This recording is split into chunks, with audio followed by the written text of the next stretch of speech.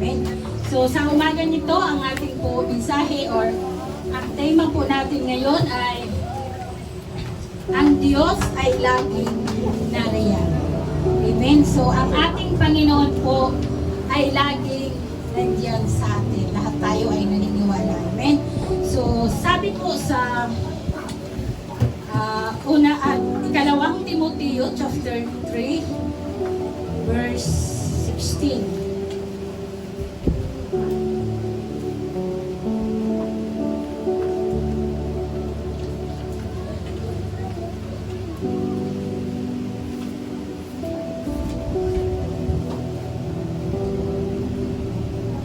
Okay, sabi, ang lahat ng kasulatan ay kinasihan ng Diyos at nagagamit sa pagtuturo ng katotohanan, sa pagtatama sa maling katuruan, sa pagtutuwid sa likong gawain, at sa pagsasanay para sa matuwid na pamumuhay.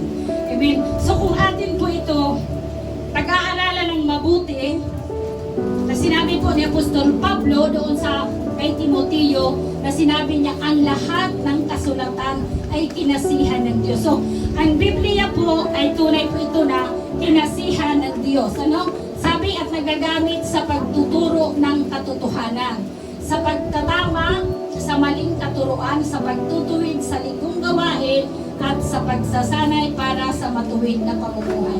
Amen. So, ang Panginoon kung ay ang Biblia na ito po kung ating babasihan po or palagi natin itong babasahin, dito natin malalaman na ang lahat po na nakasaad dito ay tunay na kinasihan ng Diyos. Kasi po, kung titingnan po natin, kapag tayo ay balisa, kapag tayo ay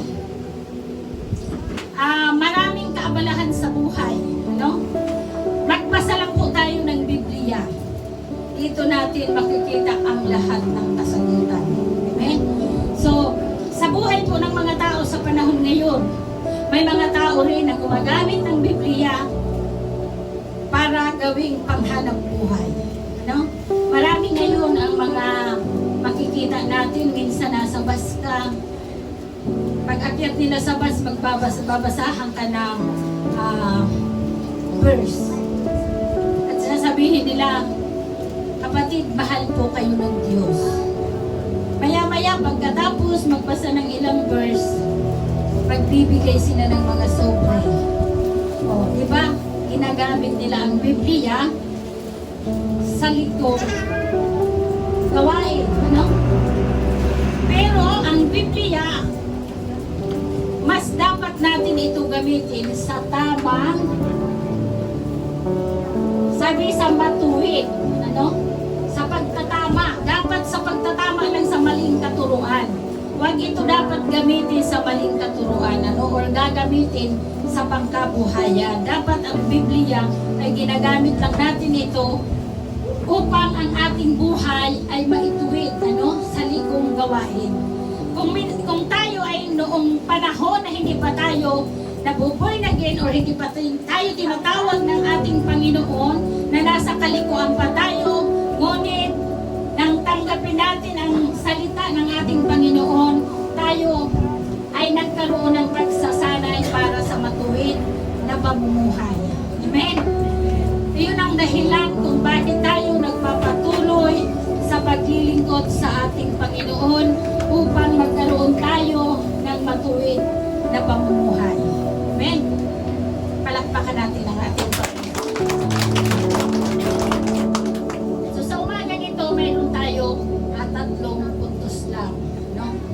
Bilis lang ang ating mensahe. Hindi natin kailangan ang mahaba kasi minsan nakakalimot na tayo sa iba. So kung mga 3 lang yan, 5, may maalala tayo. Una, kaabalahan.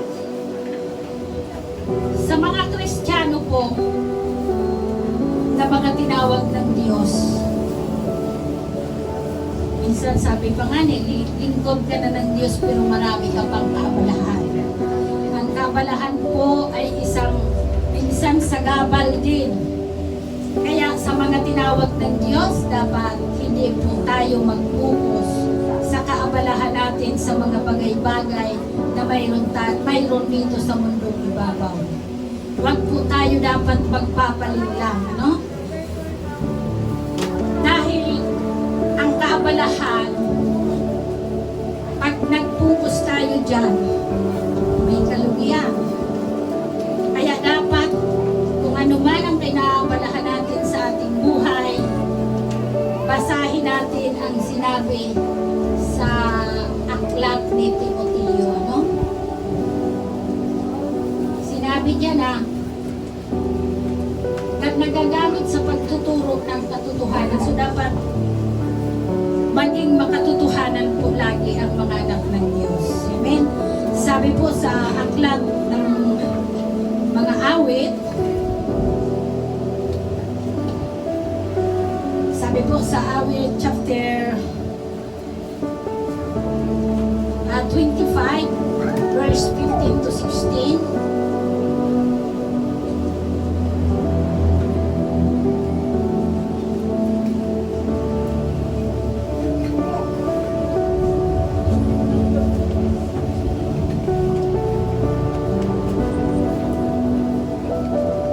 si Yahweh lang ang laging inaasahan na magliligtas sa atin sa kapahamakan.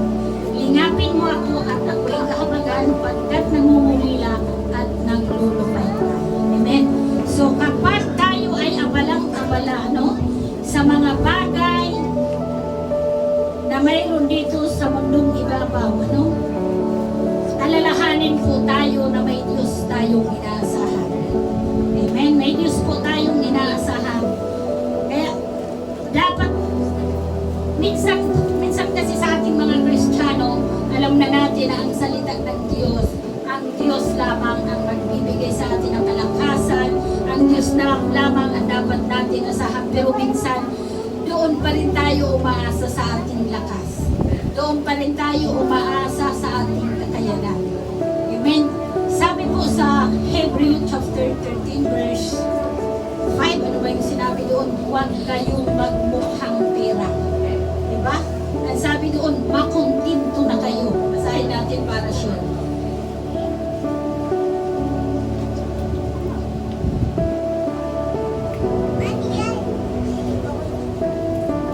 Sabi, huwag kayong magmukhang pera at masiyahan na kayo sa anumang nasa inyo sapagkat sinabi ng Diyos.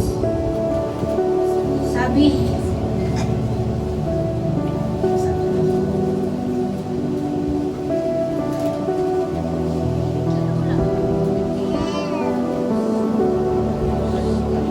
huwag kayong magmukhang pera at masiyahan na kayo sa anumang nasa inyo sapagkat sinabi ng Diyos, hindi kita iiwan ng pamamayaan. Amen. Bakit kailangan mo mag-abalang-abala sa mga bagay na mayroon dito sa mundong ibabaw na sabi sa atin ng Panginoon, hindi kita iiwan ni pababayaan mo. Amen? Sa totoo lang minsan, maraming Kristiyano nagiging abala sa hanap buhay. Pumupukos maghanap buhay dahil sa pera. Pero ang sabi ng ating Panginoon, huwag tayo magmukhang pera. Hindi po natin sinasabi na huwag tayo maghanap buhay dahil bibigyan din naman tayo ng ating Panginoon. Pero ang sabi ng Panginoon, huwag kang maging masyadong abala. Na minsan, nagkukulang ka na sa oras ng paglilingkod mo sa Panginoon dahil sa may minimiti ka. Gusto mo ubusin ang oras sa paghahanap buhay dahil may pangarap ka. Ang sabi ng Panginoon, huwag tayo masyadong magpakaabala sa mundong ibabaw. Dahil ang lahat ng mabubuti ay nasa Kanya lang. Kailangan lang natin mag-focus tayo at umasa sa ating Panginoon. Maraming Kristiyano ngayon dahil punong-puno ng pangarap, nagkakaroon ng sobrang pagkaabala sa kanyang mga pangarap sa buhay. Sa totoo lang, ang mensahe na ito, hindi lang para sa inyo, kundi para din ito sa akin. Siyempre, kasama si Jennifer, si Nonoy. May mga pagkakataon, Miyerkules absent kami sa prayer meeting. Bakit? Sa kagustuhan namin na madagdagan ang aming bigyan. Anong ibig sabihin doon? Masyado kami nagpapakaabala. Pero nung basahin ko, at sa totoo lang, minsan na lang din ako makabukas ng Biblia. Pero nung ako'y nag-pray, sabi ko, Lord, parang nagkukulang na ako. Sabi ko, Panginoon, ipaliwanag mo sa akin. So, ang verse na binigay niyo dito, sa ikalawang Timoteo, chapter 3:16. At pinagbulay-bulay ko ang salita ng Diyos. Sabi ko, Panginoon, patawarin niyo po ako. Siyempre, alam ko naman, Lord, na yun nga, dapat hindi ako nagpapaka-focus sa hanap buhay dahil isang lingkod po ako na dapat talagang mas lamang ang umasa sa iyo at magbigay ng oras. Pero minsan may mga pagkakataon na nagiging abala ako. Pero salamat sa Panginoon, talagang napakabuti niya. Kung ano man ang ating mga katanungan, talagang nandoon ang kasagutan sa Biblia. Hindi tayo pwede magtanong sa kanino man. Kasi minsan may mga matatanong ka na hindi mo rin magugustuhan ang isasagot or minsan masasaktan ka pa. Pero sa Diyos ka magtanong kung may problema ka. Sa Diyos ka umasa sa lahat ng kasagutan sa iyong mga katanungan. Dahil ang Diyos, sabi sa ating tema, ay laging nariyan. Amen? Ang Diyos ay laging nariyan sa iyo at sa akin, sa ating lahat. Kaya anuman ang ating pinagkakaabalahan sa buhay, alalahanin po natin ang sabi ng Panginoon sa awit 25, 15-16, sa Hebreo 13, verse 5. Huwag po tayo magmukhang pera. Hindi po natin sinasabi na hindi tayo magtrabaho dahil kahit kailangan natin ng pera. Sinasabi po ng ating Panginoon, umasa tayo sa Kanya. Sinasabi ng ating Panginoon na makuntinto na tayo kung ano ang meron sa atin. Kahit mangarap tayo ng mangarap, kung kulang tayo sa panahon ng oras sa paglilingkod sa ating Panginoon, hindi tayo magiging masaya. Ang kasiyahan lang natin doon kapag kasama sa pagtrabaho, sa paghahanap buhay, kasama mo ang oras at panahon sa paglilingkod sa Diyos, punong-puno ka ng kagalakan. Punong-puno ka ng kasiyahan. Bakit? Lagi mong kasama ang Diyos. Kapag mas lamang ipokus mo ang panahon sa mga bagay-bagay dito sa mundo at mas lamang iniisip mo kung paano ka magkaroon ng maraming pera, kung paano mo matupad ang pangarap mo, magiging useless yan kung di mo uunahin ang Diyos. Amen. Kaya anuman po ang ating mga minimiti sa buhay, bigyan natin ng oras at panahon na mas lamang pa na mag-focus tayo sa paglilingkod sa ating Panginoon.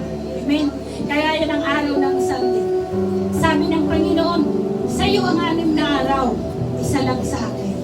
Pero minsan absent pa tayo.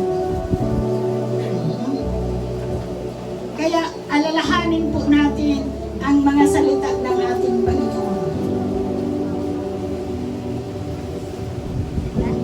Kailangan po natin na huwag naman tayo maging masyadong abala. No? Dapat balansin po ang ating oras. Bilang mga tinawag ng Diyos, bilang mga lingkod ng Diyos, maging balansin po tayo sa ating oras habang narito pa tayo sa mundo. No? Alalahanin po natin ang sinabi ng ating Panginoon upang manatili tayo sa presensya ng Diyos. Upang palagi natin maramdaman na ang Diyos ay laging nariyan sa atin. Amen? Palakpakan po natin ang ating Panginoon. Puntos, kabalisahan. Bakit Kristiyano ka na lagi kang balisa? Maraming Kristiyano na ganun eh. Maraming Kristiyano na balisang-balisa. Kaunting pagsubok, nagkandarapa na mangutang ng pera para dalhin sa doktor kapag sakit na ang pag-uusapan. sa Hill Rio. Ano? Pero ako kahapon sa totoo lang, naisip ko din pupunta sa doktor. Doon sa pamimilipit ni Toto. Ganun minsan ang mga Kristiyano eh. Nagiging balisang-balisa. Pero pakatandaan po nating lahat ang salita ng Diyos. Or unahin lagi natin ang ating Panginoon. Ano? Sabi po sa awit 46, verse 1 and 2.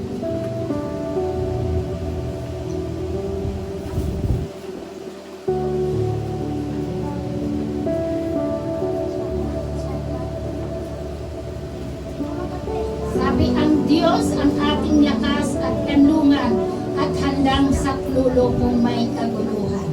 Amen. So, kapag tayo ay balisa, basahin po natin ang Bible. Dahil ito nga sinabi niya sa awit 46 verse 1, ang Diyos ang ating lakas at kanlungan. So, sa Diyos po tayo huhugot ng lakas. Amen. Kapag may mga pagsubok po tayo na hinaharap, nariyan ang Diyos sa atin. Amen? Ang Diyos ang laging kakampi natin. Na handa siyang sumaklulog. Amen? Sabi sa to,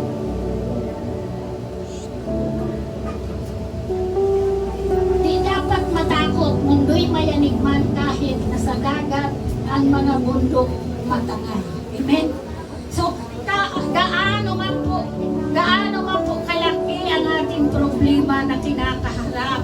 Gaano man po kabigat ang pagsubok na mayroon sa bawat isa sa atin. Ang sabi, hindi dapat tayo matakot. Ano? Sabi, mundo may mayanig. Oh, minsan kaunting lindol na lang. Balisang-balisa na, baka magugunaw na ang mundo. Ano naman kung magunaw siya?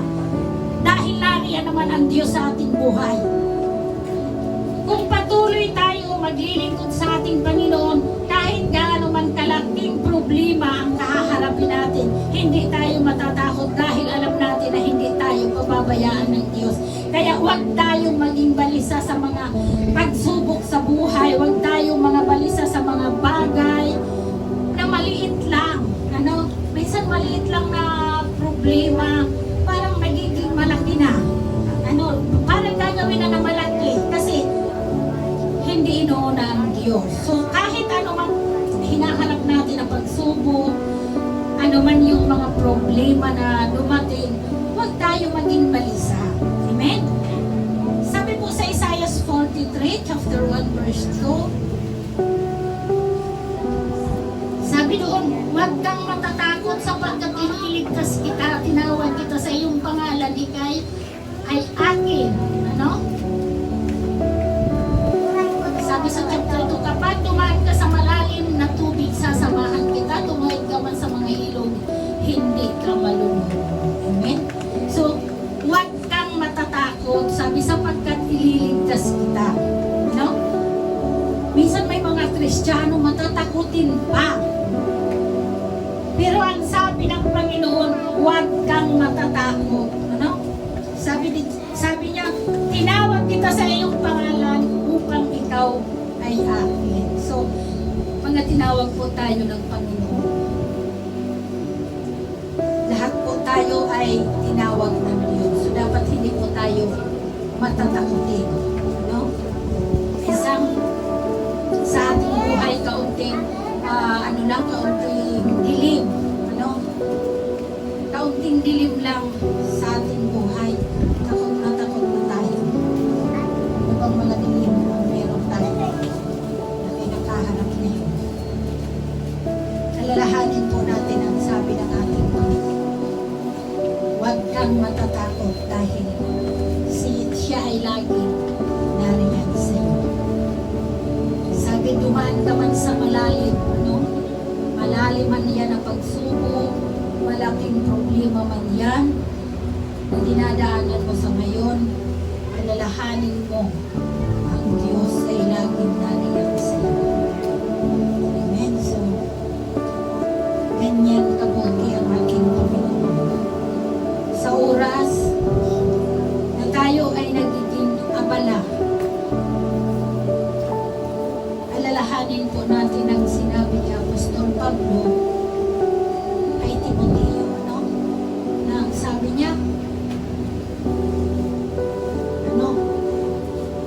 lahat ay kinasihan, ang lahat ng kasulatan ay kinasihan ng Diyos. So ang kasulatan po nito, ang Biblia na ito ay kinasihan po ng Diyos. Kaya alalahanin po natin na kapag tayo ay nagiging abalang-abala sa mga bagay na hindi nakalulugod sa harapan ng Diyos, alalahanin po natin ang salita ng Diyos na magbibigay ng kaunawaan para sa isa't isa, no? Bibigyan tayo ng pangunawa ng Diyos kasi ang salita ng Diyos ay pakinabang. Amen? Pakinabang po ito. Sabi sa pagtuturo ng katotohanan. So, ang lahat po dito, kapag uunawain po natin ng maayos, ito po ay nagsasabi ng katotohanan. Amen? Pero bago tayo magbukas ng Biblia at hilingin sa Diyos kung ano ang kanyang pahiwatig o ano ang kanyang ipapaunawa sa atin, tayo ay manalangin. Amen? Huwag po nating kalilimutan na sa oras na tayo ay abalang-abala o tayo ay balisang-balisa sa ating buhay, huwag nating kalilimutan ang unahin ay manalangin at hilingin sa Diyos ang kanyang mga kasagutan sa ating mga katanungan. Minsan mga Kristiyano ka na, sabi pa nga ng iba, malalim na yan sa kanyang pananampalataya. Pero ang totoo, minsan, mas nagiging balisang-balisa pa sa mga hindi manampalataya. Amen? So, pangatlo, ano? Sa mga Kristiyano, kahit minsan may kaabalahan, may kabalisahan, pero dahil ang Panginoon ay laging nariyan, ang mga Kristiyano may kapayapaan. Amen? Sabi pa nga, ito yung panalo natin. Yun ang pagiging ng mga Kristiyano, ang pagiging panalo lang. Kapag ikaw ay may Biblia, at lagi mo siyang binabasa, kahit minsan dumaranas ka ng kaabalahan, kahit minsan ay dinaranas mo ang kabalisahan sa buhay mo, kapag maalaala mo na may Diyos ka na inaasahan, may Diyos ka na dapat sandalan, may kapayapaan. Amen? Palakpakan natin ang ating Panginoon.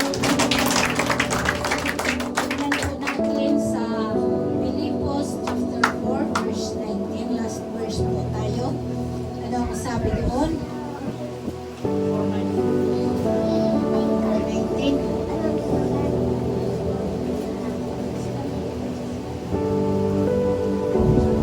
Sabi, at buhat sa hindi mauubos na kayamanan ng Diyos. Ibibigay niya ang lahat ng inyong kailangan sa pamamagitan ni Kristo Jesus. Amen. So, ang Diyos ang may-ari ng lahat, Bakit kailangan natin maging abala? Bakit kailangan pa natin maging balisa? Nasabi sa Pilipos, at buhat sa hindi nauubos na kayamanan ng Diyos, ibibigay niya ang lahat ng inyong kailangan sa pamamagitan ni Kristo Jesus. Amen? So, ayun, ang mga Kristiyano na laging abala, baka hindi pa nababasa ang sinabi dito sa Pilipos. Pakatandaan po natin lahat na ang Diyos natin ang may-ari ng lahat. Kaya nga sabi, hindi mauubos na kayamanan. Ano bang kayamanan ang meron na kailangan natin? Financial, physical, higit sa lahat spiritual. Ayun ang mga kayamanan na dapat minanais ng mga Kristiyano. Kayamanang spiritual. Kasi sabi ng Panginoon, unahin niyo ako. So dapat laging inuuna natin ang ating Panginoon upang makamta natin ang kayamanan na sinabi ng Diyos na hindi nauubos. Ang kayamanan na pag-aari ng ating Panginoon. Huwag natin nanaisin yung kayamanan dito sa mundo. Kasi may iwan natin yan. Tandaan natin na gaano man tayo kayaman dito sa mundo, may iwan pa rin natin yan. Kaya mas kailangan natin ng kayamanan na hindi mauubos. Buhat. Sabi dito, at buhat sa hindi mauubos na kayamanan ng Diyos, ibigay niya ang lahat ng inyong kailangan sa pamamagitan ni Hesus Kristo. So, tandaan po natin na kung maghahanap tayo ng kayamanan na hindi mauubos, kayamanan spiritual ang unahin natin. Amen. Palakpakan natin ang ating Panginoon. Dahil kapag tayo ay mayaman spiritually, hindi na tayo magiging bansa. At lalong hindi tayo magiging abala. Hindi tayo magpapakaabala sa mga bagay-bagay dito sa mundo dahil alam natin na ang kayamanan ng ating Panginoon ay ibinigay na sa atin. At ito ay hindi mauubos na kayamanan. Saan man tayo naroon, dala-dala natin yan. Pero kung kayamanan yan na pera, mahihirapan ka bumitbit kung lilipat ka ng tirahan. Mahihirapan ka pasanin yan o kaya na-hold up ka pa. Pero kung kayamanan, spiritual ang meron ka, saan man sulok ng mundo ka tumira o lumipat ka pa ng tirahan, dala-dala mo yan. Kaya, purihin ng Diyos sa umaga nito sa kanyang mga salita na ibinigay sa atin. Lagi tayong pinapaalalahanan ng ating Diyos na ang Biblia palagi natin basahin. Ano? Laging nariyan ang kanyang mga pahiwatig. Ano man ang kanyang ipaparating sa atin. Basahin lang natin ang Biblia. Doon natin maintindihan kung ano ba talaga ang kanyang mga pangungusap. Kasi ang pangungusap sa atin ng ating Panginoon sa panalangin, sa pagbabasa ng Biblia. Amen. So, bilang mga tinawag ng Diyos, lagi po natin alalahanin huwag tayong makakalimot na magbasa ng salita ng Diyos. Kasi yan talaga ay tunay na kinasihan. No? Pinasihan niya ng Espiritu ng ating Panginoon. Kaya, huwag natin isasantabi ang mga Biblia natin. Amen? So, sa mga tinawag po ng Diyos, minsan, tinatamad, inaantok, pero mas maraming oras sa paggagamit ng cellphone. Abalang-abala. Doon tayo minsan mas abala sa panunood ng mga sa cellphone. Pero hindi tayo nagiging abala magbasa ng Biblia. Ito ngayon yung paalala sa atin ng ating Panginoon. Na kung may pagkakaabalahan man tayo, dapat sa salita ng ating Panginoon tayo. Huwag tayo maging abala sa mga bagay-bagay sa mundo, lalo na sa mga paggagamit ng cellphone. Magbibigay ka ng oras sa cellphone, isang oras, gawin mo na ng 2 oras doon sa Biblia. Minsan tayo kasi nakaubos tayo ng 3 oras sa cellphone sa mga makamundo ginagawa ng mga pinapanood dyan. Pagdating sa pagbabasa ng salita ng Diyos, hindi ka nagkaroon ng oras, maski man lang 1 oras kasi antok ka. Tandaan po natin yan na sa mga Kristiyano dapat mas lamang ang focus doon sa salita ng Diyos. Amen? So, halakpakan natin ang ating Panginoon. Tayo po ay manalangin. Yes, hallelujah. Panginoon, maraming salamat po, Panginoon Lord, sa mga ganito, Lord God. Salamat po, Panginoon, sa mga salita po na ipinarating sa bawat isa sa amin, Panginoon. Salamat, Panginoon Lord, dahil tunay nga po, Panginoon, na ikaw ang Diyos na buhay, ikaw ang Diyos na makapangyarihan, ikaw ang Diyos na tunay na umitig sa bawat isa sa amin, Panginoon. Salamat, Panginoon, sa pagpapaalala mo sa amin, Lord, na hindi kami dapat, Panginoon, Lord, nagiging abala sa mga bagay na mayroon dito sa mundong ibabaw. Salamat, Panginoon, sa pagpapaalala mo sa bawat isa sa amin, Panginoon, Lord, na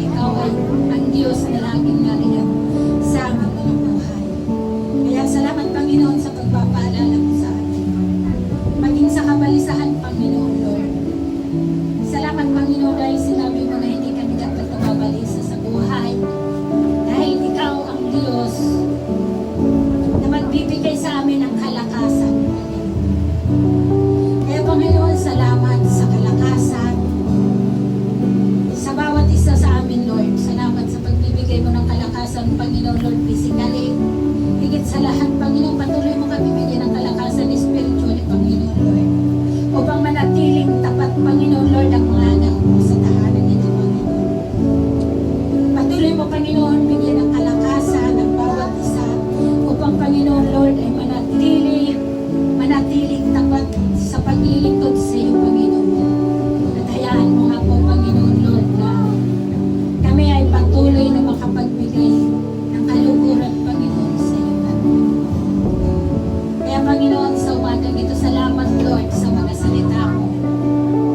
Salamat, Panginoon, dahil sa kabilaan ng aming mga kapalahan, sa kabilaan ng aming mga kabalisahan, Panginoon, ay patuloy na kami ay hindi mo iniwan.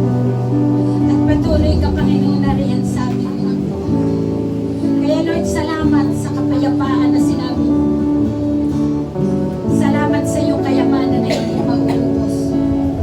Kung kami ay patuloy, Panginoon, Lord, na lumapit sa iyo. Salamat sa kapayapaan na sinabi mo, Panginoon, Lord, na tunay na ito, Panginoon, Lord, ay inihanda mo, Panginoon, sa lahat ng lingkod mo, Panginoon.